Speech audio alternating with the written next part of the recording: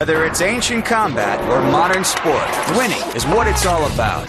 But how do you win? This man has learned the hard way. Now, he's ready to show you.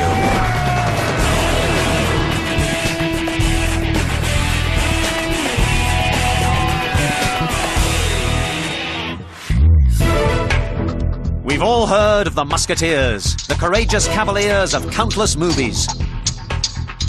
They lived by a code of chivalry, fighting gallantly for the honor of their king. The old medieval knights with their axes and maces were swept aside by regiments of musketeers. But the most feared weapon of the musketeers was this. In the right hands, the sword was powerful, accurate, and deadly. The swords of the Musketeers, next on Conquest! First, we've gathered our combat team to learn how they fought in the golden age of Hollywood. Look at this. 1950 Cyrano de Bergerac, one of the greatest swordplay movies of all time. Starring Jose Ferrer. He got an Academy Award for it. Great screen fencer. The film provides inspiration for the team as they develop the dueling techniques of the movie Musketeer. First thing to do is to take a sword, and I want you to try some Hollywood fencing moves. Now, the most important thing about Hollywood is that it doesn't matter what it looks like as long as it looks good. We all know what sword fights look like in the old movies. No one gets hurt and the swordplay can go on until someone yells, "Cut!" Well, it was nothing like this for the real Musketeers, but we'll get to that later. So where did Hollywood's actors get the idea to fight like this? Once the film industry got started in Hollywood, screenwriters adapted classic tales of European literature, like Three Musketeers, Cyrano de Bergerac, Scaramouche, and California's very own Zorro. Now, all of these tales involved sword fights, so the fencing master came to Hollywood.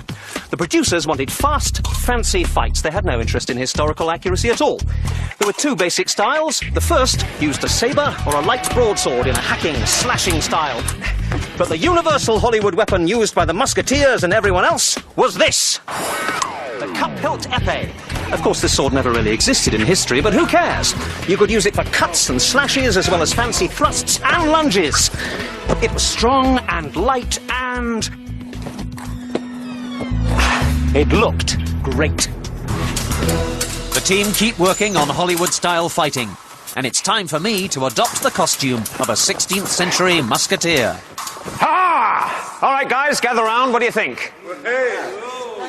Does it do it for you? Yeah, great. All right, well, you've had a chance to try these swords out. Now we want to put together some routines from old Hollywood, all right? But first, we need to change you into the correct dress. Okay, now you're all wearing these totally ridiculous clothes. You have my full permission to go completely over the top. As indeed they did in those old movies. Now that they've practiced on their own, the team is ready to learn some full-length Hollywood fight routines. All right, guys, gather round, gather round. A lot of the fighters and the fight directors in those days were extremely good. Often they had a very short time to get their fights together. So they needed some routines that everyone understood and that everyone knew. For instance, I have a routine which I call the Flynn, after Errol, obviously, which is absolutely straightforward. It's simply a cut here, and a cut there, and a cut there, and then we go into the low line, there, there, there, there. Now you go, do it back to me. And 1, 2, 3, 4. 1, 2, 3, 4. And you can do that for about 20 minutes and it's not too exhausting, all right? Now, the next one, for instance, is called a box. In this one, I simply box in my opponent with a thrust to that shoulder and that shoulder. Now the hip, hip. There. Okay, do the same back to me with cuts. Here we go. High, high, low, low, all right? And here's another section that I call the ripostes, which is simply my thrust to your shoulder, come back to my shoulder, I come back to yours, you come back to mine, I bind you under, I come to the other shoulder, you come to my shoulder, there, there, there. Absolutely simple, but it looks good, especially in close-ups. Let's just speed it up a little, and 1, 2, 3, 4, bind down, or 1, 2, 3, 4. The team is getting the thrust of swordplay for the movies. Adrian and Marlon go first.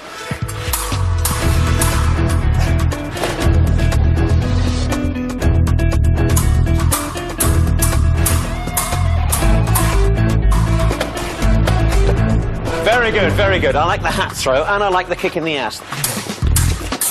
Chris and Doug demonstrate with an aggressive-looking fight that involves simply moving around an invisible circle.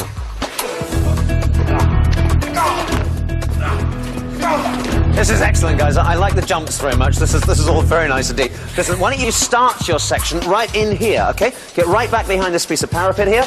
All right, so your first 5 strokes will be this. Coming out here. Yeah, so you're moving around. All right, just try that. Action! In a real sword fight, the point was to kill your opponent as swiftly as possible. But in Hollywood, the fighter's goal is to survive until their next take. Tim and Al, both skilled fencers, put together a fight using some classic moves. It's very nice. It's great moves, guys. You know what the problem is? You're being too modest. All right? Now, in Hollywood, you absolutely had to let it rip. So exactly those strokes make them much, much bigger. And also, you've got this great parapet back here, so you want to use it.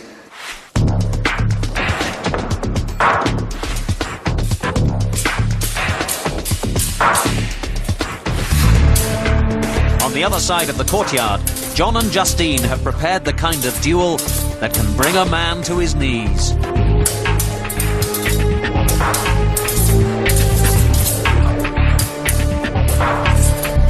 Excellent. And you're in the classic Hollywood clinch now, all right? At this point, you would say something like, you're my kind of girl, and you'd probably kick him, all right? So let's do that again.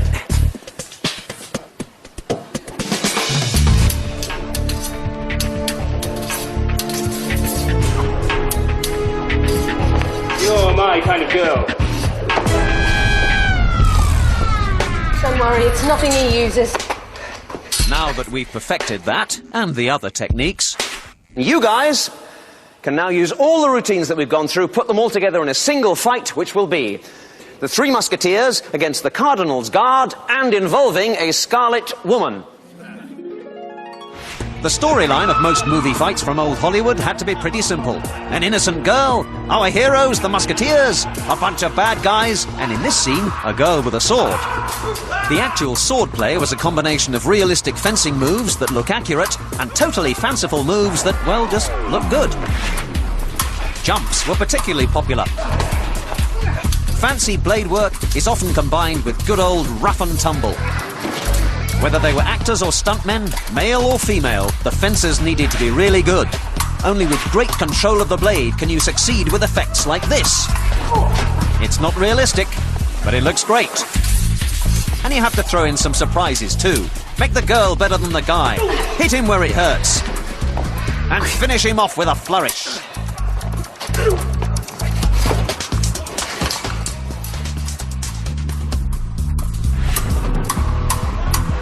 A skilled fight director will give his actor fencing moves that reflects his character. And in the case of the bad guy, a certain death.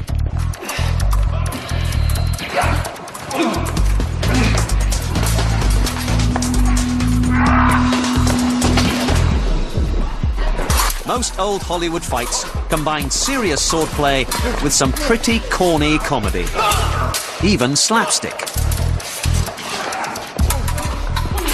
In the end, it was glamorous, glorious, and jolly good Hollywood fun.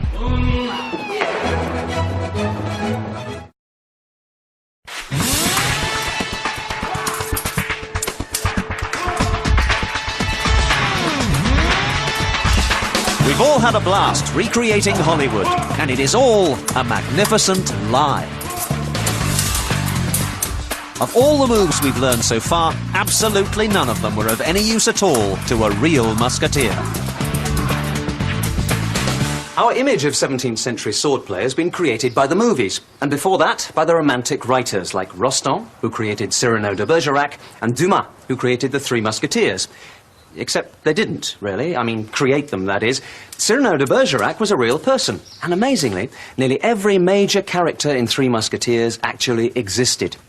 Question is, what exactly was a musketeer? What exactly was a musketeer? The original musketeers were regiments of infantry who were armed with the musket. At first a slow and inaccurate weapon that became increasingly powerful on the battlefield.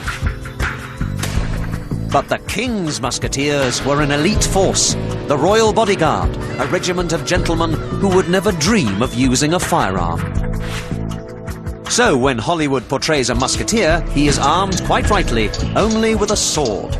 When it came to protecting the honor of one's king, the sword was mightier than the musket. The sort of weapon that they used then, and which you will have to learn to use now, is this. The rapier. There's a whole table full of rapiers here. I want you to go over there, choose one, come and try it out. The rapier evolved from the broadsword used by medieval knights. The old armoured glove was replaced by bars over the hilt that protected the hand. The rapier's slender form allowed a musketeer to concentrate all the power into the point. You can really tell the difference in the balance of this. The Hollywood ones we were using would hurt, but these feel like they'd really do a lot of damage. It's much more unwieldy, not as comfortable and as light as the other blades we were using. Sharp and heavy and nasty. Nasty, longer blade.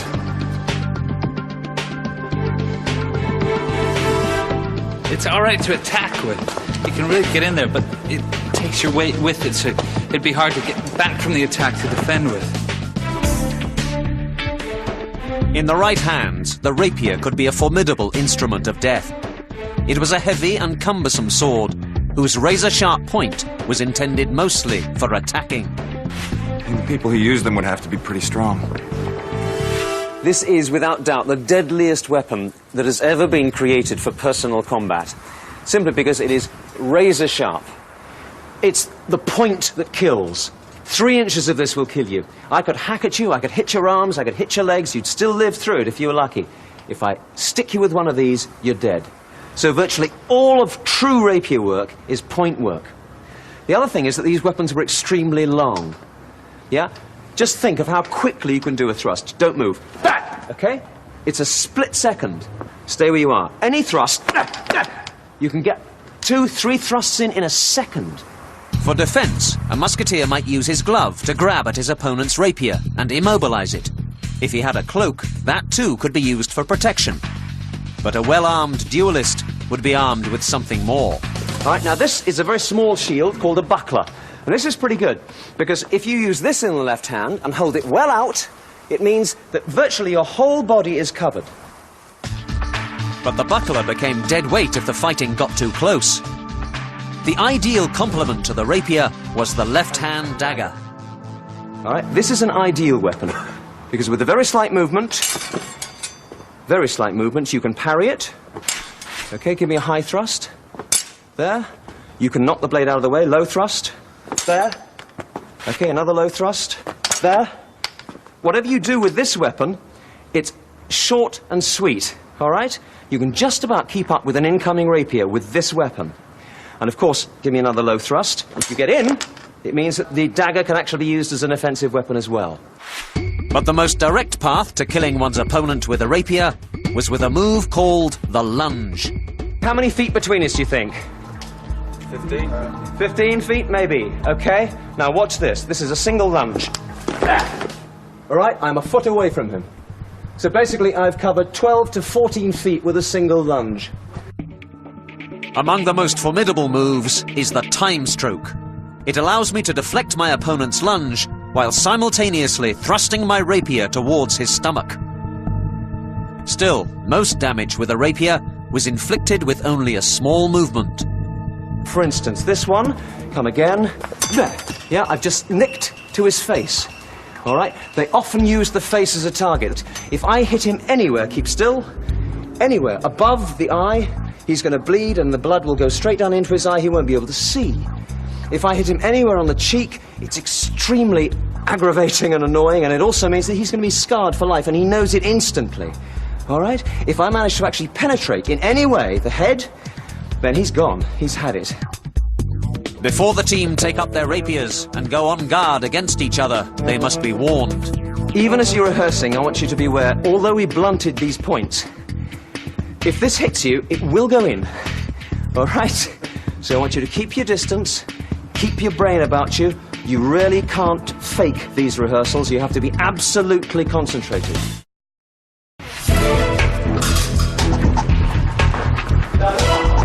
The team has learned that a 17th century musketeer could be a deadly adversary in combat. That was due in part to the elegant design of his sword. But without proper training, the sword was useless. So how did the musketeers of the day learn to become expert fighters, even heroes? All right, guys, gather round. Now, you are doing exactly what they would be spending most of their days doing. You're practicing with your rapiers and daggers. They had a lot of time to spend doing exactly this. And they started to hire the new specialists, the new fencing masters. Now, these guys were great salesmen, apart from being good fencers, and they all published these incredibly articulate and ornate manuals like this one. The manuals were illustrated with every pose and position a swordsman was likely to encounter. More than just a rule book for slicing and dicing one's opponent, such manuals showed a musketeer how to mould his body into a weapon. But how realistic were they? Could you really learn sword fighting from a book? This example shows the swordsman fighting with only a rapier, no shield and no dagger. Chris, I noticed that you were actually trying to fight Marlon with just rapier and no dagger. How did you find it? I just felt every time I made an attack, I just left myself wide open because he could parry with one and I had nothing to make the block with. Chris has a point. I mean, I'd rather fight with two swords instead of one. Yet these were among the teachings and strategies of the greatest fencing masters of the 17th century, a time when stuff like this could save your life.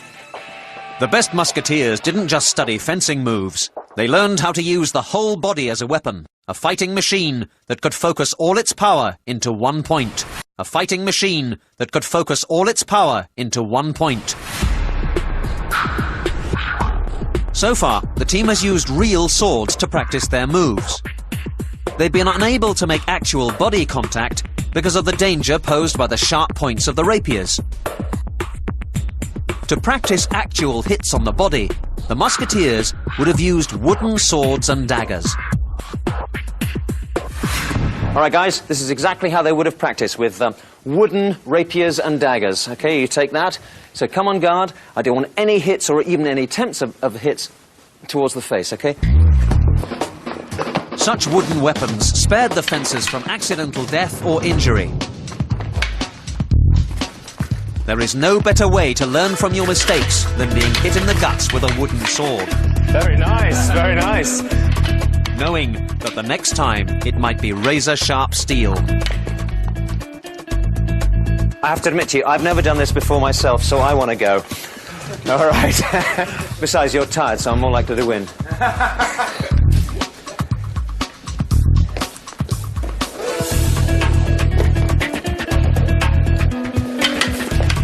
You got me. I overcommitted myself. Good. Lucky for me, I'm dueling with safe weapons, or I'd surely be bleeding right now. I'm looking right at your eyes.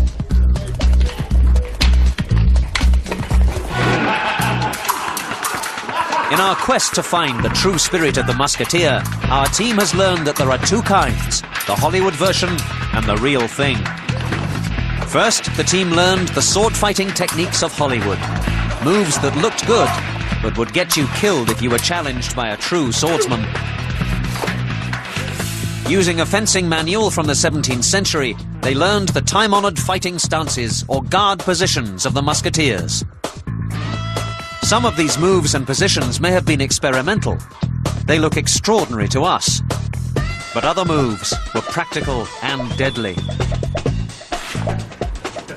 Next, they learned that the body and sword could be used together as a machine fine-tuned for killing. Now comes the time for our team to demonstrate all they have learned in a real fight. The wooden swords are gone.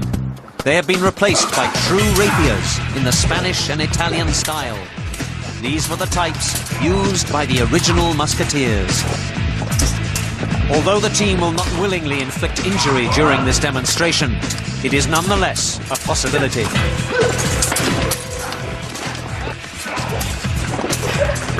When they receive a blow that would have inflicted a mortal wound in combat, they will lay down their arms and drop to the ground.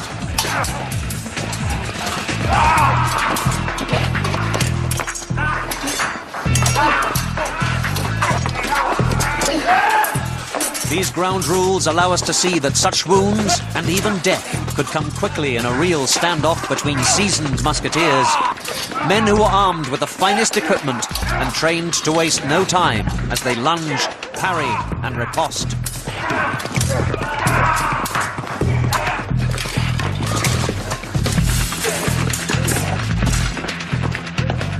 Such battles were fought for truth and honour by the most glamorous and elite regiment in the King's army.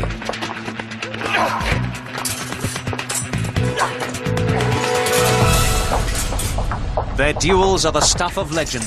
Their lives and deaths still captivate us more than 300 years after the last of the musketeers died fighting, one for all and all for one.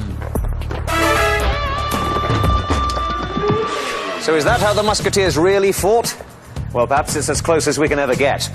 Now, we've had great fun recreating how to win as a Hollywood swashbuckler, and we've mastered some of the ways of the real Musketeers.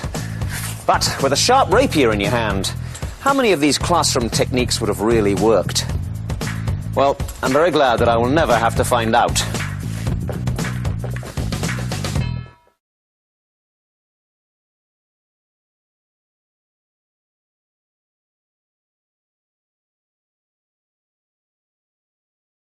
Whether it's ancient combat or modern sport, winning is what it's all about. But how do you win? This man has learned the hard way. Now, he's ready to show you.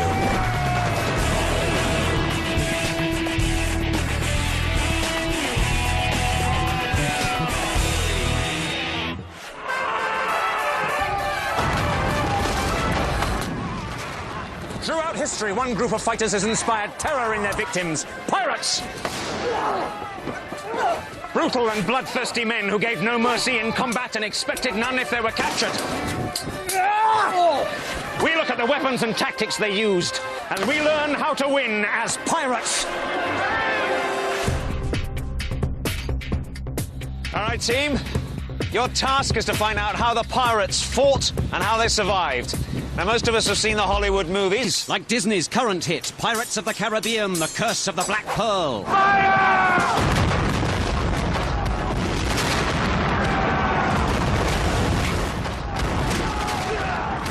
You will learn how to fight with the weapons the pirates actually used. And your final challenge will be to attack a real ship. You will decide your tactics, you will board the ship, you will fight with and overcome the crew, and you will steal a huge amount of treasure. You could all become rich. Or dead. For as long as there have been ships trading across the seas, there have been pirates trying to steal their cargoes. We will concentrate on the classic period of piracy from 1600 to 1725 in the Caribbean Sea. The earliest targets of the pirates were the Spanish ships carrying vast amounts of gold and silver back from the New World. Right, team, welcome to the Lynx, a beautiful square topsail schooner. You're standing in the waist, the widest part of the ship, and I'm now going to give you a tour around the whole vessel at the double. Come on, follow me. Mind that carronade. This is the deck house, foremast, foresail. Up here is the catheads. This is where the anchors are secured. Here's the staysail boom and the staysail. Come on. Going aft again. Back to the midships. Come on. So we're back amidships. This is the boom. Watch out. The hold is directly beneath our feet. And this is the quarterdeck. This is the most important area of the ship with the wheel. This is where the ship is helmed from. So, this is a very dangerous environment if you're not used to it. But this is your field of battle, because this is the ship that you will be attacking as pirates. So you better find out quick how pirates work, how they operate, and how they fight. Not all pirates were, in fact, pirates. When two nations were at war, each would give a license to the commander of a private ship, a privateer. He was allowed to attack and seize the vessels of the enemy. Another type of pirate was the buccaneer, who fought as much on land as by sea. They began as a group of wild hunters in the Caribbean island of Hispaniola. They lived by cooking and drying meat over open fires, in a process known by the French word boucaner, hence buccaneers. Around 1630, the Spanish drove them out of the island. A big mistake. They gathered together and attacked Spanish ships, coastal cities, and ports. Professional pirates were true seamen, able to cross great distances in small ships. They were mostly French, British, Dutch. Some of them joined up when their own ships were captured, and some seamen were considered particularly valuable. Navigators, carpenters, and coopers. Those were the guys who made and maintained the barrels. Essential. All food and drink was kept in them. Now, whether they were forced or not, every pirate had to sign articles. It's a kind of contract. Now, I've got the some... articles were strict rules of behaviour, agreed to in advance before a voyage began, or before a new crew member was allowed to join. They dealt with the rules of the ship and how it was to be run, as well as important questions like, were women to be allowed on board? Some captains did try to keep women off their ships, but still there were plenty of females aboard these vessels, some of them even becoming famous pirates themselves. All right, team, come and sign the articles. Most importantly, these articles spelled out exactly how any loot was to be shared out. But very few merchant ships carried gold and silver. Most cargoes were bales of cotton, silk, tobacco, and slaves. Pirates had to survive for long periods at sea, and there were very few ports that they could go to for provisions and repairs. So many attacks on ships occurred out of necessity, and the only loot was food, water, spare ropes, and sails. Most pirate careers only lasted a couple of years because the main reality about pirate life was death. The mortality rate was very high, from storms and shipwreck, starvation and bad water, murder and disease. And then there was combat. But there the pirates had an advantage. The largest pirate ships were armed with 30 or 40 guns and were packed with 150 to 200 men. More than enough to man every cannon and have a strong boarding party ready to go. But most pirate ships were much smaller. They were sloops of about 80 feet, 40 men, and no more than 12 guns. Many pirate attacks were actually carried out in small boats, launched from the ship itself. How could so few pirates hope to capture large merchant ships? There were never large numbers of pirates in the Caribbean, only about 2,000 in 1720. Pirates in small groups relied on their superiority of firepower and combat ability. Most of these merchant seamen were not fighting men. They had little experience in combat, and they were terrified of you and your skill with weapons. And that will be the key to your success. It's time for our team to get physical. They know the target. Now they must get to know the weapons. This is the standard equipment for a fighting man of about 1650. The first thing we have to learn is that all of this is totally useless on board ship. You can make this breastplate strong enough to withstand a musket ball, but it's so heavy you wouldn't want to use it on board. A ship is a totally unique fighting environment. Look at this sword. Beautiful weapon, but where are you going to get the space to wave this around on deck? Let's get him out of this stuff. This is all fine on land, but on board ship you need a totally different set of weapons. Now, there wasn't much room to fight in, so all of the weapons were shorter. This is one of the heaviest. It's a basket-hilted broadsword. This one's a Scottish design. Now, something like this had a long, wide blade with a really strong basket hilt to protect the hand. Now, the usual style was chops, slashes, and stabs. One of the benefits of this, too, is that it's so strong and heavy that you could defend yourself against just about anything. This one is called a spadroon. It's a bit like a small sword used for fancy fencing, but the blade on this one is heavier. This wasn't very strong, but it had one great advantage. You might not have room to swing a cut, but you always had room for some quick thrusts. Ha-ha! Next, the sabre. Much more elegant and refined, often used by naval officers. But it wasn't just a fancy weapon. It's lighter than the basket hilt, and you could make a series of really fast cuts with it using a technique called the molinello. Now, for this, you needed really strong wrists, and the cuts you landed would not be heavy, but they would be fast. And with a blade like this, really thin and sharp, you could cut your opponent to ribbons. Now, the classic pirate weapon is the cutlass. Now, this had all the factors for a perfect shipboard weapon. It's not too long, but it's strong enough to pack a really heavy punch. And it's light enough to use fast, at full energy for several minutes. And that's all you needed for a pirate fight. They rarely lasted any longer. It has a vicious point, a razor-sharp single edge, and a strong hilt for both protection and attack. Now this is the pirate weapon to beat. So, let's try them all out. It takes some time for our team to get used to the feel and weight of these weapons. Mark and Dan try out the heavy broadsword. Alina and Mario use the lightest and quickest blades, the cutlasses. Chris and Scott are using the sabers. All right, team, gather round. Now, listen, team. Do you know what's going to happen to you if you don't win? If you get caught, you've got a year in a prison cell, a quick trial, and absolutely certain death by hanging. Pirates had no choice but to be completely aggressive, totally savage. They had nothing to lose. Now, you're being way too gentle with each other, all right? Now, forget the sword play. Just think murder. So, like, I'm going to attack you. Come on, defend yourself, all right? Here we go. Ha! Yes. All right.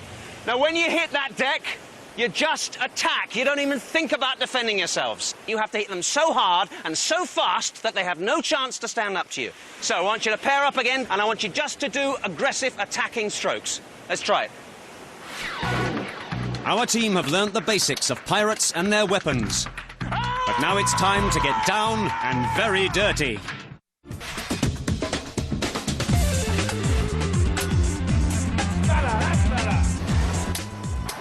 The team is fighting hard with their pirate weapons.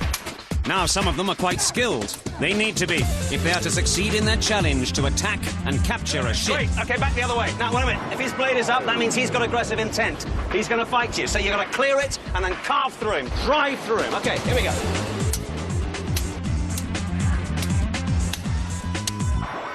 That's good, that's good, that's better. Work on that, great.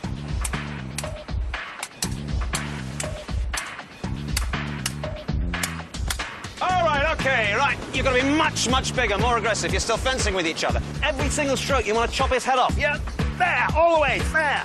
Really hard, okay? Okay, all right, stop there. Now, this little fancy move you did here, that cut there and this bind over, it's very nice, lovely move, but it's completely useless, yeah? You're not fencing with him, you want to kill him. You've got to think carving your opponent up and moving through him. Once the brakes are off, the team are much more vicious, much more effective. Even with rehearsed moves, this is fast and dangerous. Alina has no problem turning on the heat. Just as well we're fighting on sand. But there is still one element missing. Terror! Watch this. I'm going to do the 3 strokes, do and a slash. Yes, 1, 2, 3, and a slash. Okay, turn around. Now, you see the difference between that and this? Ah! All right, that's what I want to see. Your whole body engaged. Shout at your opponent. Scream at them. That's how you win. As their skill increases, their inhibitions fall away. They really get into it. Suddenly the team is starting to fight like real pirates. So, it's time for them to dress up and look the part. And now we're going to make it even more difficult for them. In every pirate movie you've ever seen, the sea is absolutely calm, which means there is no wind for the sails, which means the pirate ships can catch you anyway. You have to learn to fight in the worst possible conditions, on a rolling, pitching deck. Let me introduce you to the infernal rolling deck machine! Keeping your balance is an essential part of any combat. The team has to learn just how difficult it's going to be to fight aboard a ship. First up is Chris with saber against Mark with broadsword.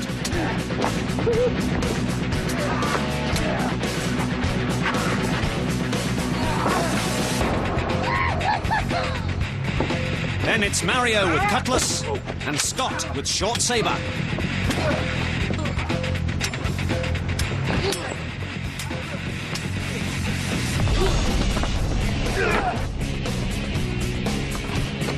And then Alina and Dan with cutlasses.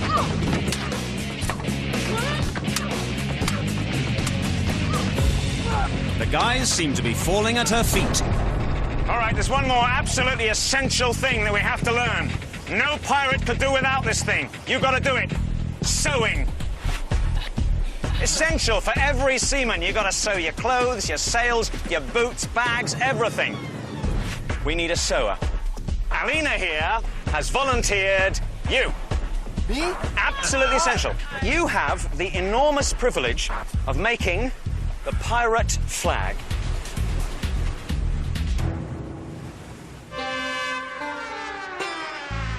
As the pirates approached their victim, they would often fly a fake flag until they were close enough to raise their own. Once they saw the pirate flag, most merchant ships gave up quickly.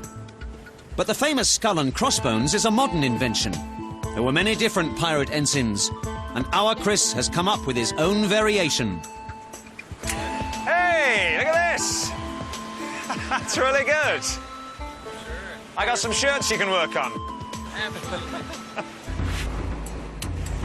Pirates relied on terror. Even those who surrendered might be subjected to barbarity, torture, even murder. But most pirates just wanted loot. Only if the victim tried to escape, or even worse, fight back, could the slaughter really become serious. The pirates' first and most persuasive weapon was firepower. The pirates' first and most persuasive weapon was firepower. Most pirate ships were not big enough to carry really heavy guns, and their cannon were unlikely to sink a ship. But when cannonballs went through a wooden ship, they threw up splinters, which cut men to pieces. Different types of shot were used for different purposes. Aside from the usual round shot, there was also chain shot. Two balls joined together by a chain. Now, this was used against rigging, and it could cut through just about anything. But the most vicious ammunition of all was used for really close range. Grape shot. A huge amount of this could be loaded into a single cannon. It would make a real mess of anyone who got in the way. But cannon were heavy and cumbersome. They were best used when the ships were approaching each other. Once you made really close contact, this was the beast you wanted to use. The swivel gun. Now, this was fast to load and easily maneuverable and aimable. Now, this thing could clear a whole deck. Personal firearms. Now, the musket was a long-range weapon, better from ship to ship rather than in close combat. But the best was this, called a blunderbuss. Now, this was like a huge shotgun. You could load it full of every kind of buckshot and pieces of old iron and tin, make a nasty hole in a man, this would.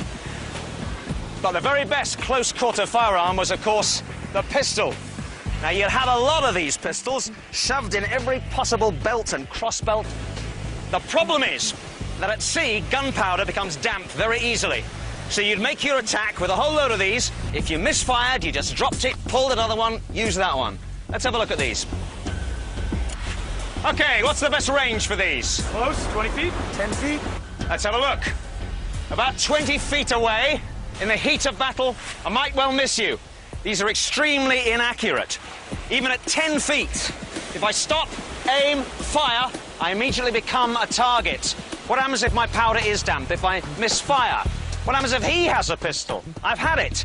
The best way to use these is in your left hand, with your sword in your right. And the best range to use these is no range at all. You come in hard with your cutlass, engage his sword, stick him right in the guts. Then you fire. He drops. If you've got another pistol, you go to it. If you haven't, you turn that in your hand. Now you've got a club. On shipboard, this probably did as much damage as this did. So, there you are. You got your swords, you got your pistols, you got all the weapons you need, all the skills to attack your ship. I have brought the team back aboard the ship. They need to work out their tactics, including how to climb up those steep sides. And once we hit the deck, we got to keep moving. We can't stop for a second. Yeah, but if we get caught in the mid-deck, we're targets for guns on both sides of the ship. Maybe we should come up this rigging. You know what? We can take these ropes and swing across. Hey, cut the rigging and drop the sails and create chaos. Yeah. All right, guys, listen, some of these ideas are really good, but some of them are getting a bit Hollywood. Have you ever actually tried to cut one of these ropes with a sword, all right? It's just not possible. And as for climbing up the rigging, well, all you do if you get up here is you make yourself into a magnificent target to be shot at from down below. And whose idea was it, swinging on the ropes? Coming up, The team have to get serious as they try to capture a ship at sea.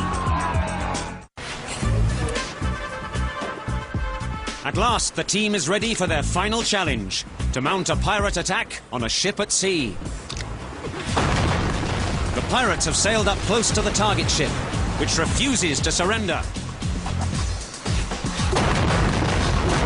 The pirates fire their cannon, swivel guns, muskets and pistols.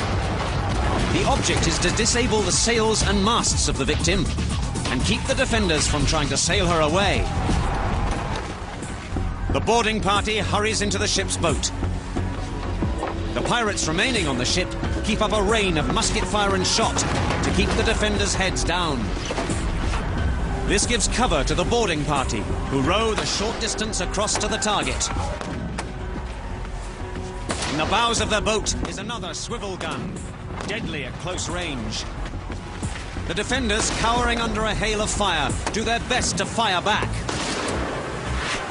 But the pirates get to their target and swarm up the sides of the merchant ship, weapons in hand.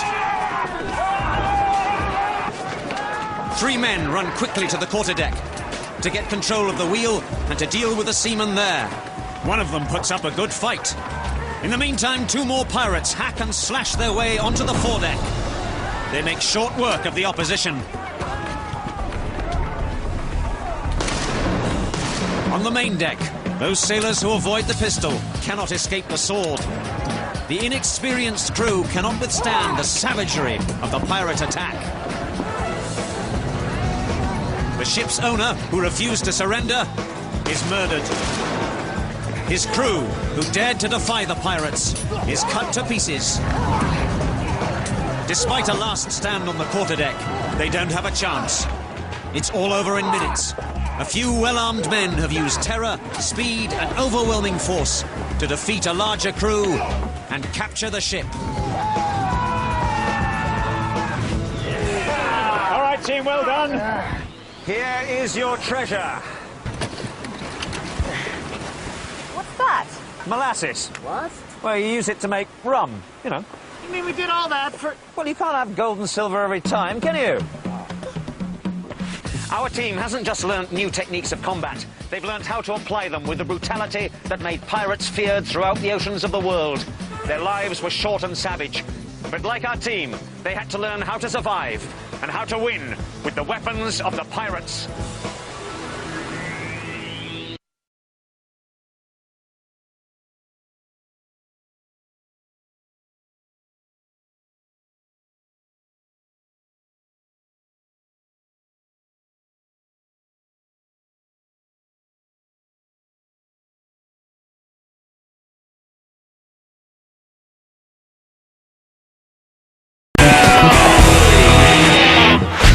This is the Roman Legion, the greatest military force in ancient history, and the basis for every professional army since.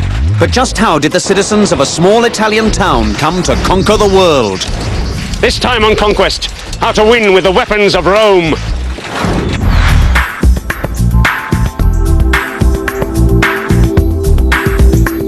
Team, this is going to be tough. We're going to put you in Roman armor, give you Roman equipment, and train you to fight with the weapons and tactics of the legionary. But it's not just about combat. It's about getting into the mindset of the Roman soldier. His absolute confidence in victory, his refusal to accept defeat. We're going to make you invincible. And then, for your final challenge, we're going to send you into battle against the Barbarians. Welcome to the Roman army. In the early days of Rome, army service was compulsory for every Roman citizen who held property. It was reasoned that these men would fight to defend their property and also fight to gain more of it. The Roman state expanded because its army was incredibly aggressive and disciplined. Each nation they defeated would be offered a chance to join the expanding empire. The Romans were hard to refuse. The alternative was annihilation. Enemy states became allies, and their soldiers became auxiliaries in the Roman army.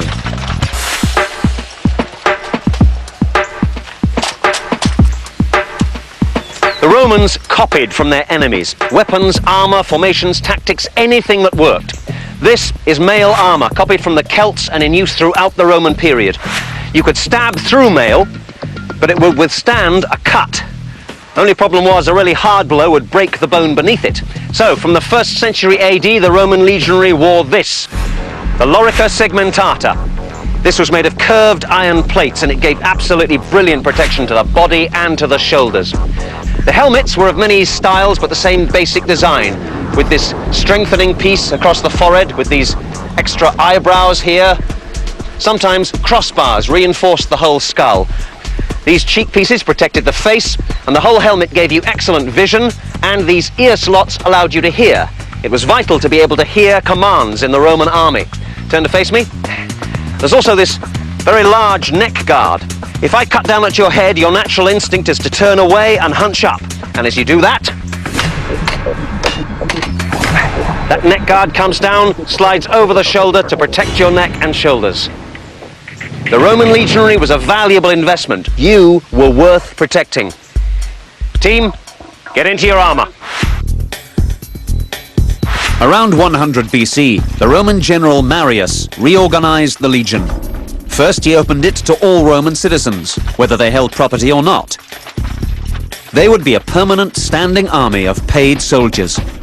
Many new recruits couldn't afford their own armor and weapons, and these had to be supplied by the state. So for the first time, military equipment became standardized. Weapons.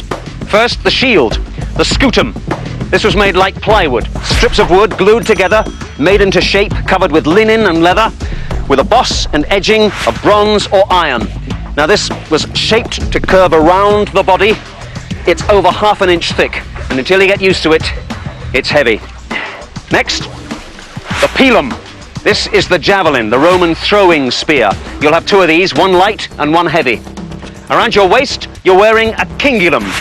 Here, around the parts that you might wish to use after the battle. Also on the belt is this, the Roman pugio, a stabbing dagger. This will punch its way through just about anything. On a baldric from the shoulder hangs your sword. Now this is on the right hip, so that you can draw it without it getting caught up in your shield. This is the Gladius Hispaniensis. It's a sword copied from the Celts of Spain. This was the sword which won an empire. Legionaries, take up your helmets, your shields, and your javelins. There is a problem with every well-equipped army. It's followed by a baggage train, which moves very slowly and needs lots of protection. The Roman general Marius reduced it in size. Now each squad of 8 men was allowed 1 mule to carry a tent, millstones, and extra supplies. Everything else was to be carried by the legionary. Are you ready to go? Yeah! No, you're not. Every legionary needs one of these. A pole with a crosspiece. On this you will have a cloak, a bedroll, mess tins, water bottle, between 3 and 15 days of supplies, and any personal kit, such as a writing tablet and toilet paper. In addition, each of you will carry at least one of the following: a wicker basket, a bucket, a chain, an adze, a hatchet, and stakes. Also, a shovel, an entrenching tool, a turf cutter, and this, a delabra, the Roman pickaxe, because the Roman soldier was also a builder. The average Roman soldier was short, strong, and extremely fit. They had to be. Every night on campaign, the legion would spend up to 2 hours building a fortified camp, digging a ditch and a parapet, and putting their stakes on top of it to form a palisade. They slept well and safely, and the next day, if things went badly, they had a camp ready to come back to. The soldiers worked in full armor, while others protected them. If they were attacked, they were ready to defend themselves immediately. The legion had to be able to march 24 miles in 5 hours, and believe me, that is fast. So in your first hour, you lot should easily be able to cover 50 lengths of this field, which is just under 5 miles. We gotta march? No way. When do we get to use the weapons? This soldier has just disobeyed an order. The Roman army is held together by discipline. So you lot will all march with full weapons, but you will march with full kit.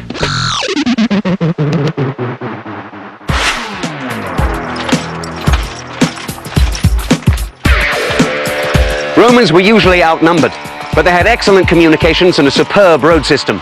It was vital to get the legions rapidly to wherever the trouble was. And these guys could march faster than any other foot soldier. Even in peacetime, a legionary had to route march 3 times a month in full kit, which weighed between 80 and 100 pounds. The legionaries called themselves after the name of the general who thought up this brilliant idea, Marius's mules. Team, halt! Fall out. Pathetic. How's the morale? Oh, it's great. But so it should be. This is an army of professional long-service soldiers, well paid, fully equipped, excellent health and welfare benefits, and a good pension after 25 years of service, although, of course, you weren't allowed to marry. Ah, you're kidding. Well, you've got other things to think about. You're about to meet your new centurion. Centurions were the drill sergeants of their day. They ran the Roman army with extreme discipline and were often more feared than the enemy. Parete star, star. Ad gladium, cleaner. One particularly nasty fellow was nicknamed Give Me Another for his practice of breaking his staff over his soldiers' backs.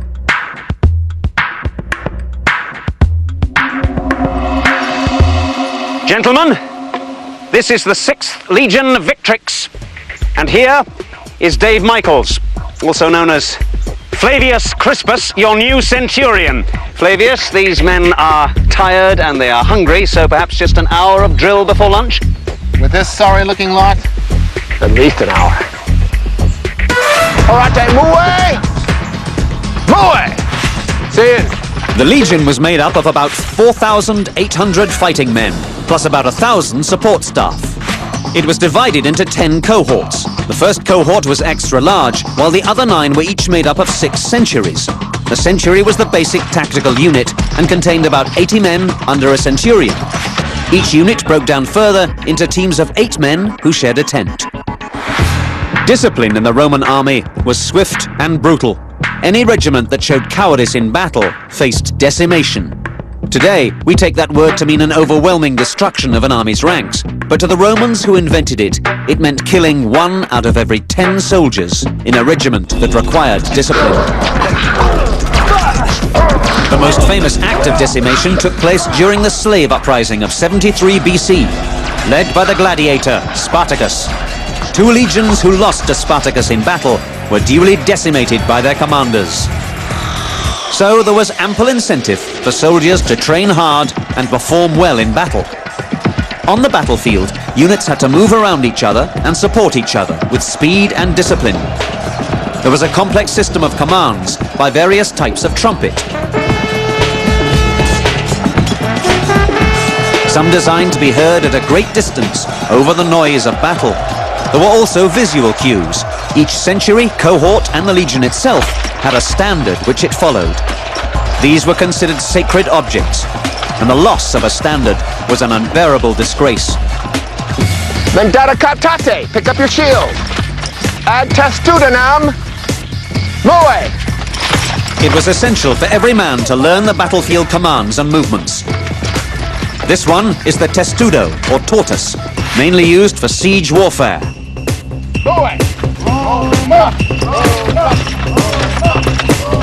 At last, our team is ready for the next stage. They have the equipment, the discipline, and an understanding of drill and tactics. More important, they have the weapons. Next, they learn to use them.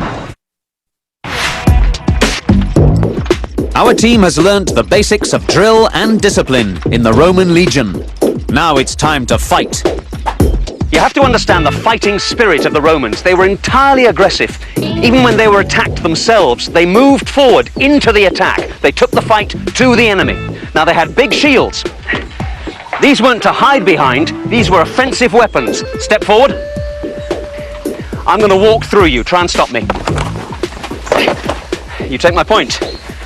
And look at the armor. The Romans had the technology to cover the entire body in articulated armor. They chose not to, because with the lorica segmentata, you could run. And I don't mean backwards. Your first weapon is the pilum. This is a short-range weapon. Very heavy, deadly, brilliantly designed. A rain of these would come down on the front ranks of the enemy. And if he was unarmored, he'd be dead. If he had just a weak shield, this point would break through it and the metal shaft would continue through and pin the man behind it. If he had a heavy shield, well, this point would stick in the wood, and this shaft was designed to bend on impact, making the shield completely useless. This wasn't a defensive weapon to hold an enemy off. It was a vicious, aggressive tool for killing.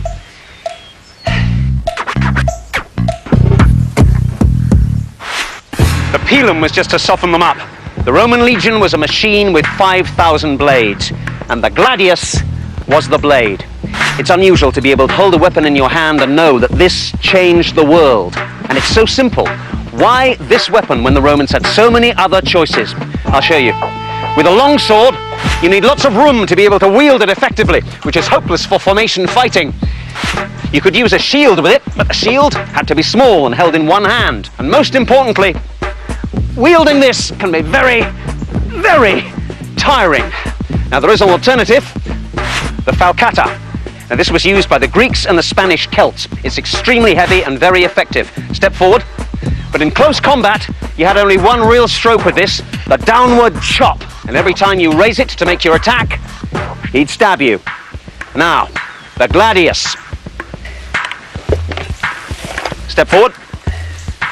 The Romans knew how to cut with this weapon, to clear an opponent's blade, or to attack the head, the shoulders, or the arm. But they also knew this was a complete waste of time. This weapon is designed for thrusting. Here I am, tucked in behind my shield. I can push forwards, but it's very hard to push me back in this position, and my gladius is at the level of his stomach. If I stab forwards, I'll hit him in the guts, in the testicles, or the femoral artery at the top of the thigh. There's just a chance that he may parry my incoming thrust. Then I stab upwards to the throat, the face, or the eyes. It's almost impossible to avoid at this range, because the crucial thing about this attack is speed. You use your arm like a piston. Stab, stab, stab, stab! It's completely simple, absolutely brutal, and you will practice it repeatedly. Romans trained for 6 months before being accepted into the legion. They had to be able to read and write to understand written orders. Aside from learning the commands, formations, drill and marching, they spent hours on weapon technique. Throwing the pilum and using wooden swords of double the standard weight to build up their strength. They practiced against each other and against a pella, a thick wooden pole as high as a man. In close order combat, each man is given 3 feet of space. You are not bunched up, your shields are not overlapping. You have to give the gladius room to do its work. The weapon is short, aggressive, you have to get in close. Let's see the machine in action. Ready, advance! You can see why some have described the advancing Roman legion as a many-toothed barracuda. You have to know what weapons you're up against and how to defeat them. Over there is a group of warriors behind a wall of shields and spears. First thing is, you're going to do serious damage with your pilum. They're closely packed together and they cannot raise their shields above their heads. That's your first weapon. When you make contact, this is what you do. Step forward, step forward. I want you to fix those spears with your shields. Move in.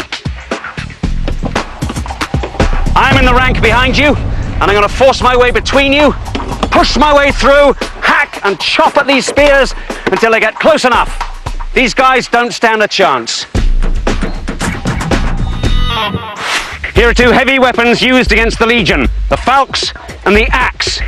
Either of these can carve straight through your helmet. But if you just sit back and defend yourself, I will hack you to pieces. What you have to do with this is attack. So as I come in, you have to attack with your shield held high. Do it! Good! Because I have to use 2 hands, I'm a good target. The longsword is more difficult. I have a longer reach than you, so you have to keep driving me back. Push me onto my back foot. Do it!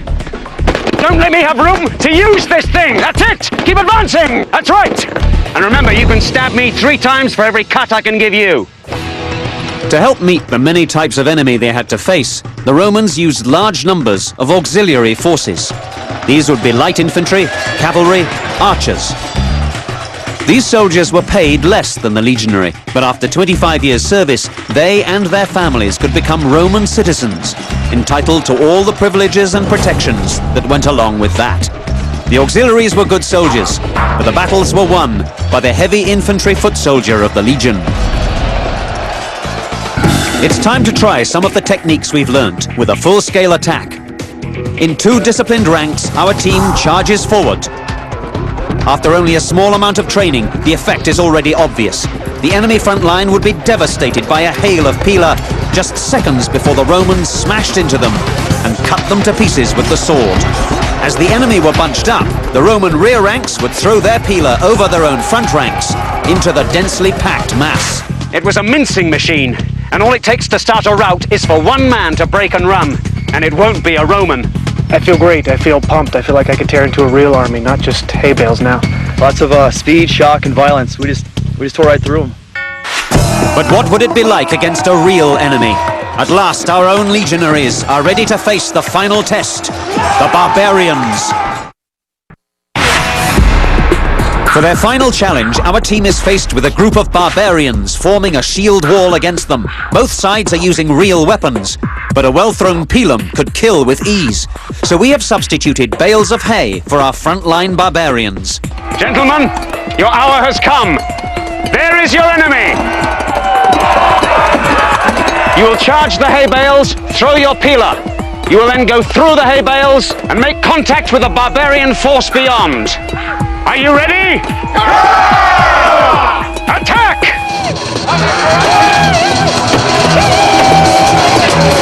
The team throw their pila with devastating accuracy. They cut through the hay bales and reform to face the enemy. The barbarians charge towards them. The shields smash together. And our team starts pushing, jabbing, and thrusting.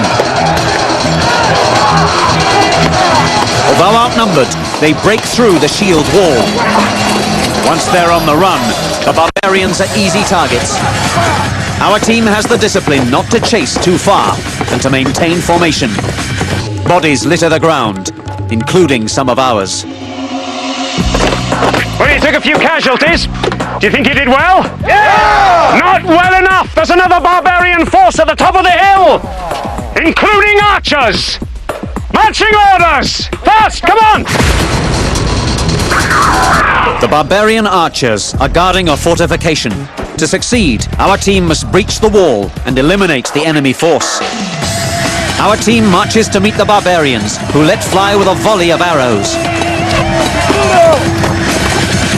The team forms a testudo under a hail of arrows and marches slowly forward. The archers keep firing. Like an armored tank, the testudo advances unscathed towards the enemy line.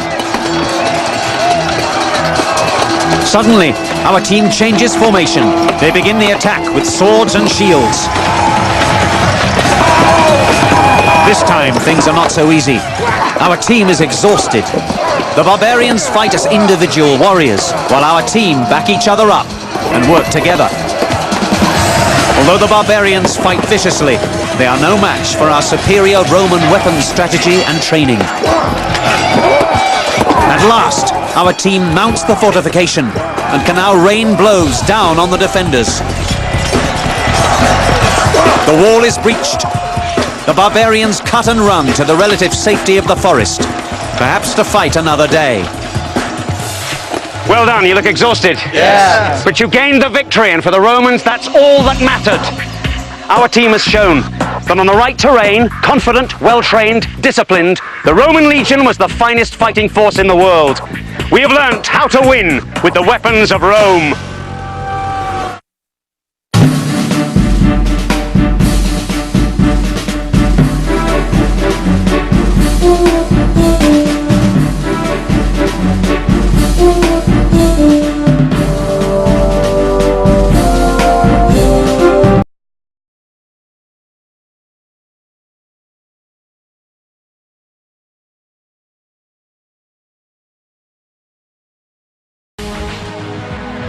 There was a time when the world seemed headed for destruction by hordes of warriors known to history as the Barbarians. It appeared that only the Roman army stood between survival and the end of civilization. But what was the truth? Who were the barbarians?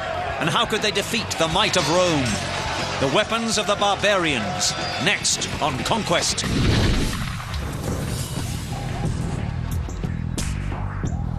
All right, guys, gather round. You are a bunch of barbarians, and you have a problem. Over many centuries, thousands of you have migrated into Europe. You now live in many tribes on the borders of a vicious, aggressive military dictatorship called the Roman Empire. Now, we are going to teach you to use a whole range of barbarian weapons, and for your final challenge, you will attack and defeat a Roman legion.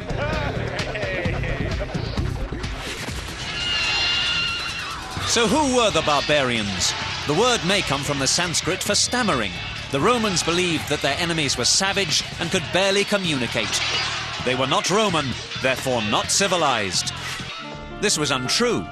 Many of the barbarian tribes had advanced cultures and a highly developed morality, which they considered superior to the violent and decadent ways of Rome.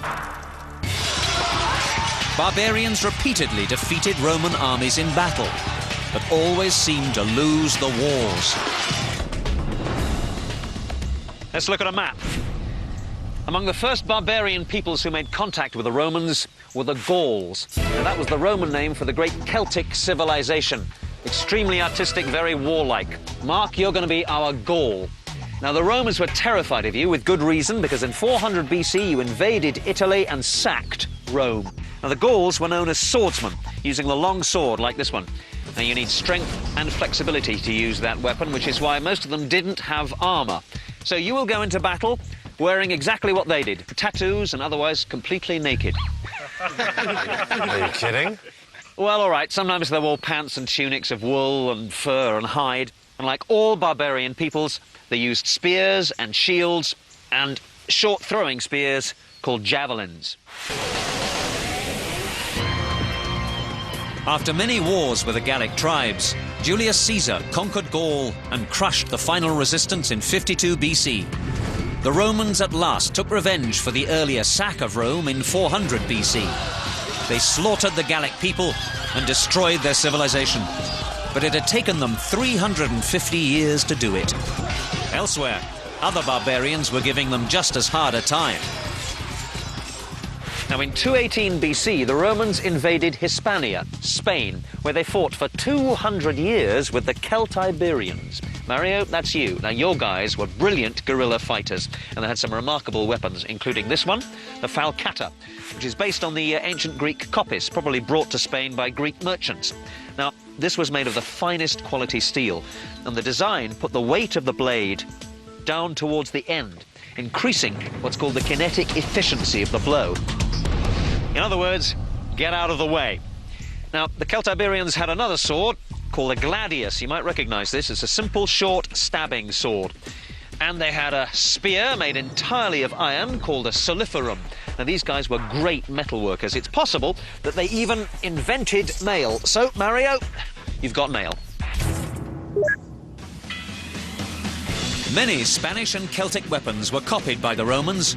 The short sword became the basis for the Roman gladius. The soliferum may have been the antecedent of the Roman javelin called the pilum. The Romans knew a good weapon when they saw one, and they needed them. In 115 BC, what we think was an early Germanic tribe called the Cimbri invaded Italy. They defeated 5 Roman armies, one after another. This led the Roman general Marius to completely reorganize the Roman army. The Cimbri were defeated in 102 BC, but the Germanic invasions had only just begun. The Germanic tribes also used the spear and shield, but they had a bunch of their own weapons as well, including this one, the sax, a short chopping and stabbing weapon. Here, shove that in your belt. They also used the axe. This is the largest type, the broad axe. Now, this could really carve into a Roman shield, but you need both hands to use it. The smallest version was this, the Francisca, or the throwing axe. But you just try throwing one of these. So that's what our team is going to do. Toss a variety of axes against these Roman shields. The throwing axe was useless against a shield.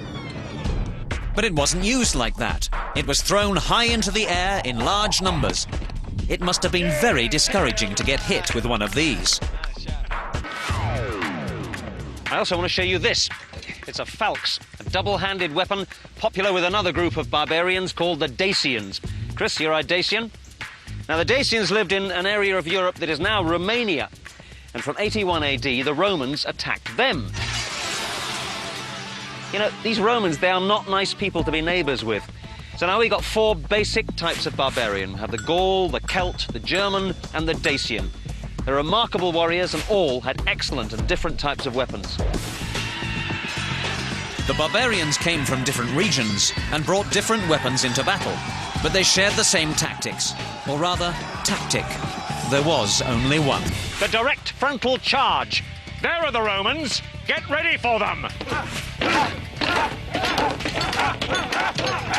After building themselves up into a frenzy, the barbarians would make a mass charge directly at the Roman line. The idea was to run in as fast as possible so that the Roman javelins would have less effect. Sometimes, on a signal, they would withdraw and then charge again, repeatedly. They wanted the Romans to use up all their javelins and be forced back, or to get the Romans to break ranks and give chase. Then they could be cut down individually.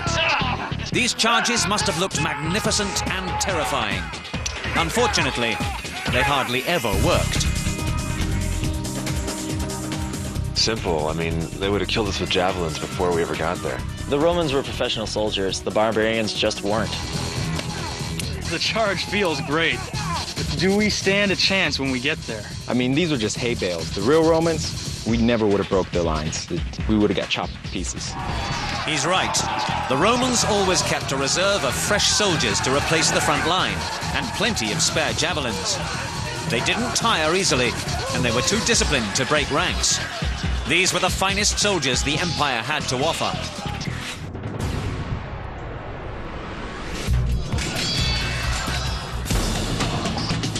The classic Roman legionary from about 100 AD.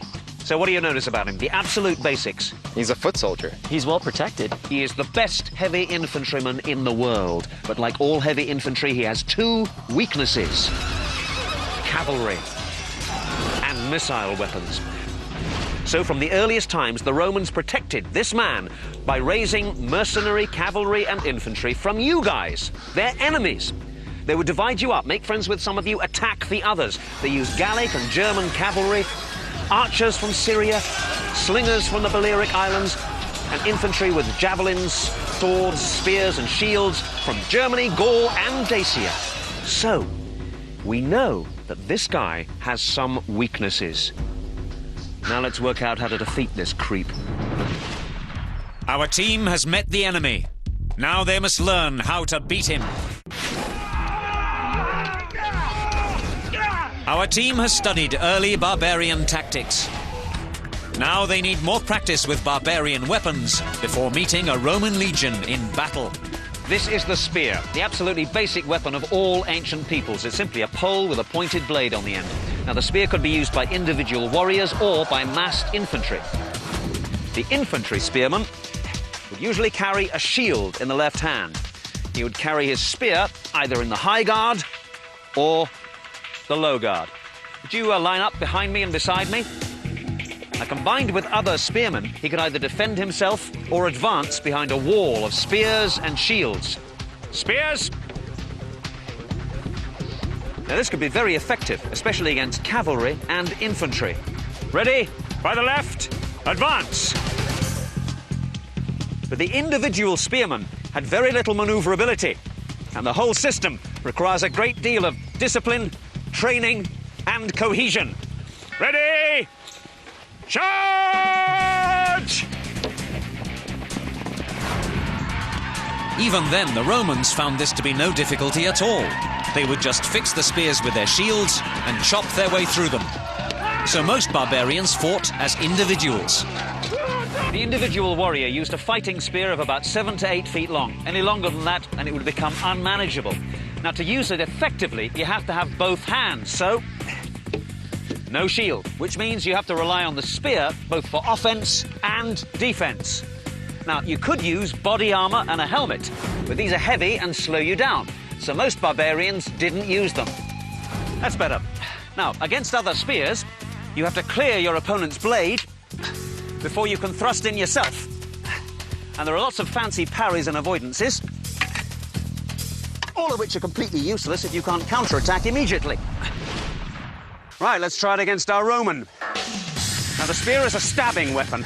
The idea is to keep it moving, keep it thrusting in repeatedly, changing direction with both the blade and the body. This keeps your opponent guessing. He never knows what's going to hit him next. And it also prevents him from having a chance to cut down at your blade. Don't let him do that. Because your spear then becomes a stick, and you look very stupid indeed. Now, the one great advantage you have with the Roman is distance. You keep stabbing in, trying to find his weak points. Go high, force him to lift up that heavy shield. Go for the legs and then high. Keep him guessing. Go for the shield side with a feint and then stab into the unprotected body. Feint, stab! Of course, if he's any good, and believe me, he is good, he's not going to stand there while you do this. He's going to try and get inside and attack, because once he is inside this spear, you're a dead man. The team try out spear techniques against each other, then against sword and shield. The problem with the spear is that in battle, you don't have the space to dodge about. You have warriors beside you and behind you. You may have 2 stabs with it before a Roman is on top of you. Shorter and lighter spears were less effective in close combat, but could be used as javelins. These were designed to be thrown into the enemy ranks before closing in with sword, axe or club. Our team is soon throwing javelins with some skill. That's good, but look what happens to javelins against this Roman shield and armor. Now, that's not so good. Most of our javelins bounced off the shields, and they certainly wouldn't penetrate armor. You'd be very lucky to hit an unprotected face or arm. What's more, the Romans advanced with much better spacing than this, so they presented less of a target for the javelins. Let's look at some other weapons. There's a couple of weapons we haven't talked about. One is cavalry, and the other is this, the bow. Now, John, you know a little about this. Here are some bows. Show them what to do.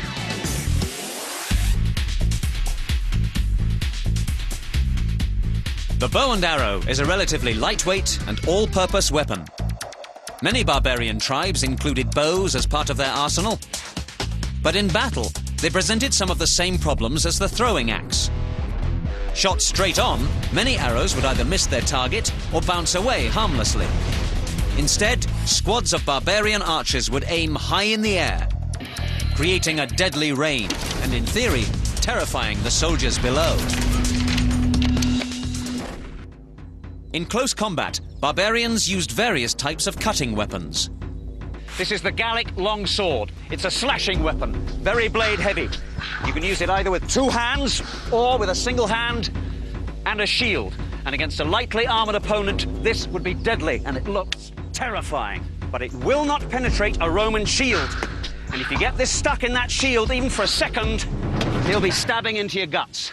Now, an alternative is this, the Dacian falx, with a forward curving blade that went right over the shield into the helmet of the Roman. In fact, later Roman helmets had reinforcing crossbars to prevent this weapon killing the man who's wearing it. But, again, you've got to hit him with your first stroke, because if you don't, he will. Now, the axe. Everyone thinks this is a great weapon until you actually have to use it. It's true, it's very heavy, and if you actually get a good hard hit on the shield or on the armor, you'll cleave right through it. But he's not going to let you do that. The moment you start your swing, he's going to tuck under that shield, push in and stab. Of course, you can get a shield yourself, but if you do that, well, you have to have a much lighter axe in the other hand, which has much less penetration, and even then, for every stroke you give him, he can get 2 stabs in. Now, here is a weapon that really might work. The falcata. Now this had a really useful downward stroke and was so heavy and so sharp that it could pierce through shield, armour and helmet. It also had a really useful point on it. And what's more, it was used with a left-hand buckler, small shield called a kytra. Now this combination had a lot more power than the gladius, and it was much more manoeuvrable than that heavy shield. But I still don't like the odds. To even things up, barbarians relied on a tried and true military tactic. If you can't beat them, join them. Barbarians who fought in the Roman army as auxiliaries learnt about Roman weapons and tactics. One such person was Arminius, who led the Cherusci tribe of northern Germany. He knew he had to force the legion to fight on ground where they could not use their massed formations. And this is the ground he chose. In the year 9 AD, 3 Roman legions were led deep into the Teutoburger forest. In the thick woods and undergrowth, the Romans could not fight as a unit, and their heavy armour, shields and weapons were of no use to them. The barbarians ambushed them repeatedly, day and night, jumping at them from every direction. Of 15,000 Romans, only 300 escaped. The Romans could be defeated.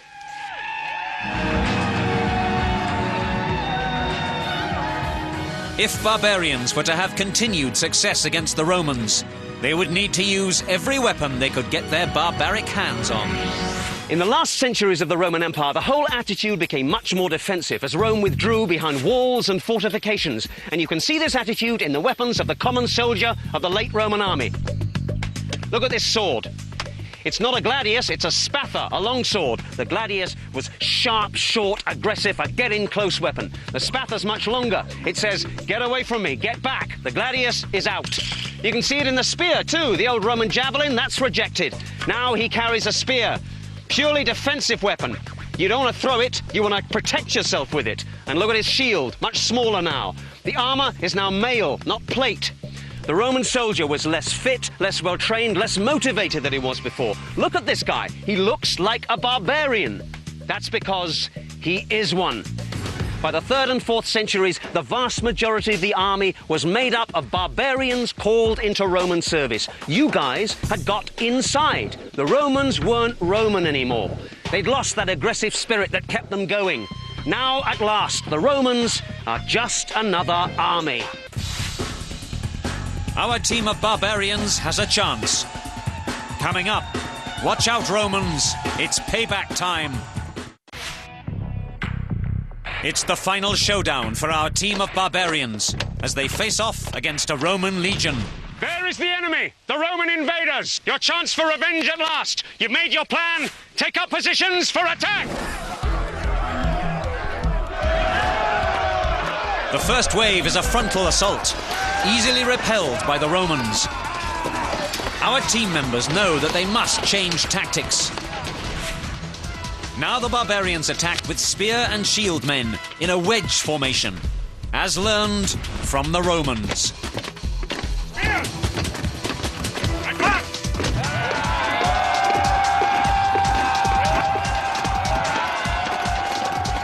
They don't try to fight with the Roman line, but to pierce it, to split it into 2 halves. Despite hard fighting from the Romans, their force is split up. Now each half can be attacked in a different way. The first half is bunched up by our barbarians, who run into the attack and then immediately withdraw. Ready, draw! Then archers shoot at the gathered Romans.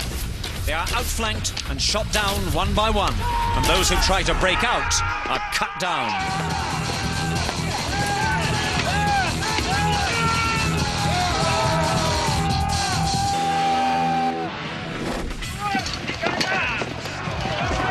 The second group of Romans is driven back into rough, wooded ground. Here the Roman formation breaks up, and their unique weapons are of no advantage. At last, individual barbarians fight individual Romans and beat them.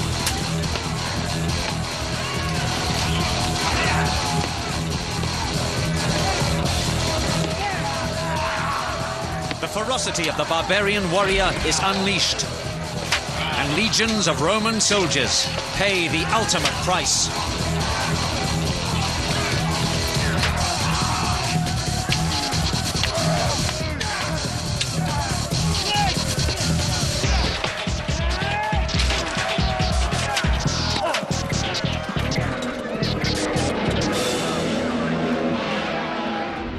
Well done, team. On their side, the barbarians had vast numbers, many different weapons, and outstanding courage. But at first, they could not defeat the Roman military machine. It was only when Rome weakened and barbarian tactics improved that decisive victory was achieved. Just like our team, they had to learn how to win with barbarian weapons.